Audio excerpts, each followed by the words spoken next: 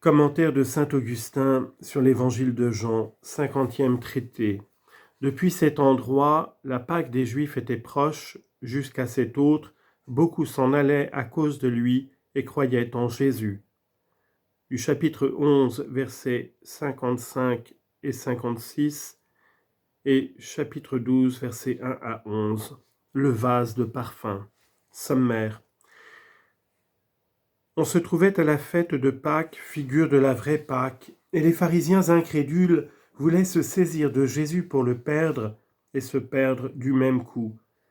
Puissent leurs descendants mériter par leur foi de le saisir pour se sauver. Sur ces entrefaits, Jésus vint souper à Béthanie, et Marie versa sur ses pieds un vase de parfum. Ces parfums étaient l'emblème des bonnes œuvres du chrétien qui porte la vie ou la mort dans l'âme de ceux qui en sont témoins, suivant les intentions qu'ils apportent à les voir, témoin Judas qui prit scandale de l'action méritoire de Marie. À ces réflexions déplacées, Jésus fit une réponse qui dut lui donner occasion de rentrer en lui-même. Sur ce qui nous a été lu hier du Saint-Évangile, je vous ai dit ce que le Seigneur m'a inspiré. Sur la leçon d'aujourd'hui qui suit celle d'hier, je vous dirai ce que le Seigneur me donnera. Il se trouve dans les Écritures des choses si claires qu'il suffit de les entendre pour les comprendre. Nous ne nous appesantirons point sur ces passages afin d'avoir le temps de nous arrêter sur ceux qui le demanderont. Or, la Pâque des Juifs était proche. Ce jour de fête, les Juifs voulaient l'ensanglanter du sang du Seigneur. En ce jour de fête fut mis à mort l'agneau qui, pour nous, a consacré par son sang ce même jour de fête. Les Juifs tenaient conseil entre eux sur la mise à mort de Jésus, et lui, qui n'était venu du ciel que pour souffrir, voulut se rapprocher du lieu de sa passion, parce que l'heure de sa passion approchait. Et plusieurs de cette contrée-là montèrent à Jérusalem avant Pâques pour se purifier. Les Juifs agissaient ainsi pour obéir au commandement du Seigneur qui leur avait été donné par Moïse dans la loi. Ce commandement leur prescrivait de se réunir de toutes parts en cette fête de Pâques et de se purifier pour la célébration de ce grand jour. Mais cette célébration n'était que l'ombre de ce qui devait venir. Qu'est-ce à dire l'ombre de ce qui devait venir ? C'était une prophétie de la venue de Jésus-Christ, une annonce des souffrances qu'il devait endurer en ce jour-là pour nous, afin que l'ombre cessât et que la lumière vînt, pour que la figure passât et nous mit en possession de la vérité. La Pâque que célébraient les Juifs était donc l'ombre et la nôtre est la lumière. Car à quoi bon leur ordonner d'immoler un agneau en ce jour de fête, sinon parce que le Sauveur est celui dont un prophète a dit « Il a été conduit à la mort comme un agneau ». Isaïe 53, 7. Du sang de l'agneau immolé, les Juifs marquèrent les portes de leur maison. Nos fronts sont marqués du sang de Jésus-Christ. Et comme cette marque était un signe, nous lisons qu'elle éloigna l'ange exterminateur des maisons sur lesquelles elle était empreinte. De même en est-il du signe de Jésus-Christ, il éloigne de nous l'exterminateur, si cependant notre cœur reçoit le Sauveur. Pourquoi cette condition ? Parce qu'il en est plusieurs qui ont leur porte marquée, tandis que personne ne réside dans leur âme. Il leur est facile de recevoir sur le front le signe de Jésus-Christ, mais dans leur cœur, ils ne reçoivent pas la parole de Jésus-Christ. C'est pourquoi, mes frères, j'ai dit et je répète que le signe de Jésus-Christ chasse loin de nous l'exterminateur, si notre cœur a pour habitant Jésus-Christ. Exode chapitre 12, versets 22 et 23. Et j'ai dit cela afin que personne ne se mît en peine de rechercher ce que signifiait cette fête des Juifs.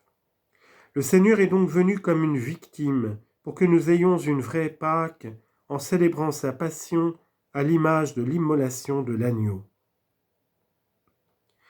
Il cherchait donc Jésus, mais il le cherchait dans de mauvaises intentions. Heureux ceux qui le cherchent, mais qui le cherchent bien. Il cherchait Jésus, mais pour ne pas l'avoir et pour nous en priver nous-mêmes. Mais parce qu'il a été forcé par eux de s'éloigner de leur personne, nous l'avons nous-mêmes reçu. On blâme parfois ceux qui cherchent Jésus et parfois on les loue. C'est en effet l'esprit avec lequel on cherche qui attire la louange ou le blâme. De fait, tu lis dans un psaume ces paroles, qu'ils soient couverts de honte et d'ignominie ceux qui cherchent ma vie. Psaume 39, verset 15, dans la Septante. Voilà ceux qui cherchaient mal, mais dans un autre endroit il est dit, toute fuite m'échappe et il n'est personne qui cherche ma vie. Psaume 80. Psaume 141, verset 5. Blâmés sont ceux qui cherchaient, blâmés sont encore ceux qui ne cherchaient pas. Cherchons donc Jésus, mais pour le posséder, cherchons-le pour le garder et non pour le tuer. Les Juifs le cherchaient pour s'en emparer et le perdre aussitôt. Ils le cherchaient donc et ils disaient entre eux, « Que vous semble-t-il qu'il ne soit pas venu à ce jour de fête ?» Or les pontifes et les pharisiens avaient ordonné que si quelqu'un savait où il était, il le déclarât afin de le saisir. C'est maintenant à nous de dire aux Juifs où est le Christ. Puisse-t-il vouloir nous entendre et se saisir du Christ, tous les descendants de ceux qui avaient donné l'ordre de leur indiquer où il était. Qu'ils viennent à l'Église, ils apprendront où est le Christ et ils le saisiront. Qu'ils l'apprennent de nous, qu'ils l'apprennent de l'Évangile. Il a été mis à mort par leur Père, il a été enseveli, il est ressuscité, il s'est fait reconnaître de ses disciples.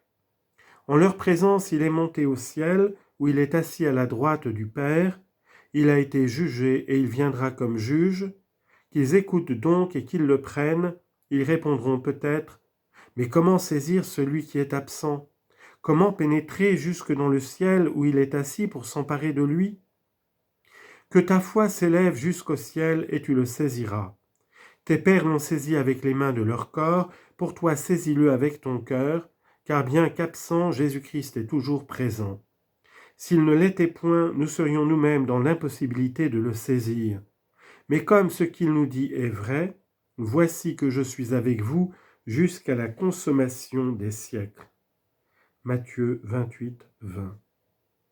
Si s'en est allé, il est encore ici. S'il est retourné à son Père, il ne nous a pas abandonnés. Son corps s'est élevé dans les cieux, mais sa divinité ne s'est pas éloignée du monde. Jésus donc, 6 jours avant la Pâque, vint à Béthanie où était Lazare qu'il avait ressuscité. On lui donna à souper, Marthe le servait, et Lazare était un de ceux qui étaient à table avec lui. De peur que les hommes ne s'imaginassent que sa résurrection d'entre les morts n'était qu'un vain fantôme, Lazare était du nombre de ceux qui étaient à table avec lui. Il était vivant, il parlait, il prenait part au festin. La vérité se manifestait ainsi au grand jour et l'incrédulité des Juifs se trouvait confondue. Le Seigneur était donc à table avec Lazare et les autres, et Marthe, une des sœurs de Lazare, les servait. Or Marie, l'autre sœur de Lazare, prit une livre de vrai nard parfum précieux et le répandit sur les pieds de Jésus, et elle les essuya avec ses cheveux, et toute la maison fut remplie de l'odeur du parfum. Vous avez entendu le fait, cherchons le mystère qu'il renferme. Ô âme, qui que tu sois, si tu veux être fidèle, avec Marie, verse sur les pieds du Sauveur un parfum précieux. Ce parfum n'était autre que la justice. C'est pourquoi il y en avait une livre. C'était un parfum de nard précieux et éprouvé. Le nom donné à ce parfum indique à ce que je crois la contrée d'où il venait, mais ce mot n'est pas exempt de mystère et il convient bien à celui que nous voulons découvrir. En grec, pistis signifie la foi, et ce parfum est qualifié de pistikos. Tu voulais savoir comment pratiquer la justice ? Le juste vit de la foi. Romains 1, 17. Oint les pieds de Jésus par une vie sainte, suis les traces du Seigneur. Essuie ses pieds avec tes cheveux. Si tu as du superflu, donne-le aux pauvres, et tu auras essuyé les pieds du Seigneur, car les cheveux sont pour le corps comme quelque chose de superflu. Tu vois ce qu'il faut faire de ton superflu ? Il est superflu pour toi, mais il est nécessaire aux pieds du Seigneur. Peut-être que sur la terre, les pieds du Seigneur se trouvent dans le besoin. Qui donc, sinon de ses membres, doit-il dire à la fin du monde? De qui donc doit-il dire, ce que vous avez fait au moindre des miens, c'est à moi que vous l'avez fait? Matthieu chapitre 25, verset 40. Vous avez donné des choses qui ne vous étaient pas nécessaires, mais vous avez soulagé mes pieds. Et toute la maison fut remplie de l'odeur. Le monde se remplit de la bonne renommée, car la bonne renommée, c'est la bonne odeur. Ceux qui vivent mal et qui portent le nom de chrétiens font injure à Jésus-Christ. C'est d'eux qu'il est dit, à cause d'eux, le nom du Seigneur est blasphémé. Romains 2, 24. Mais si à cause d'eux, le nom de Dieu est blasphémé, à cause des bons, le nom du Seigneur est comblé de louanges. Écoutez l'apôtre, nous sommes, dit-il, la bonne odeur de Jésus-Christ en tout lieu. Il est dit aussi au Cantique des Cantiques, ton nom est un parfum répandu. Cantique des Cantiques 1, 2. Mais revenons à l'apôtre, nous sommes, dit-il, la bonne odeur de Jésus-Christ en tout lieu, et pour tous ceux qui se sauvent et pour ceux qui périssent, aux uns une odeur de vie pour la vie et aux autres une odeur de mort pour la mort. Et qui est propre à ce ministère? 2 Corinthiens 2, 14 à 16. La lecture de ce passage du Saint Évangile nous fournit l'occasion de parler de cette bonne odeur, de telle sorte que nos paroles soient suffisantes et que vous l'écoutiez avec attention, car l'apôtre lui-même nous dit qui est propre à ce ministère. Donc, par cela seul que nous nous efforcerons de parler, serons-nous propres à le faire, et vous serez aptes à entendre ces choses. Pour moi, en vérité, je n'en suis pas capable, mais il en est capable celui qui par moi daignera vous dire des choses qu'il vous sera avantageux d'entendre. L'apôtre est une bonne odeur, comme il le dit lui-même, mais bien qu'il soit une bonne odeur, et s'il est aux uns une odeur de vie pour la vie, il n'en est pas moins pour les autres une odeur de mort pour la mort. Et cependant, il est une bonne odeur, car il ne dit pas aux uns, je suis une bonne odeur pour la vie, aux autres une mauvaise odeur pour la mort. Il dit qu'il est une bonne odeur et non une mauvaise, et cette même bonne odeur donne selon lui la vie aux uns, et aux autres, elle donne la mort. Heureux ceux que la bonne odeur fait vivre.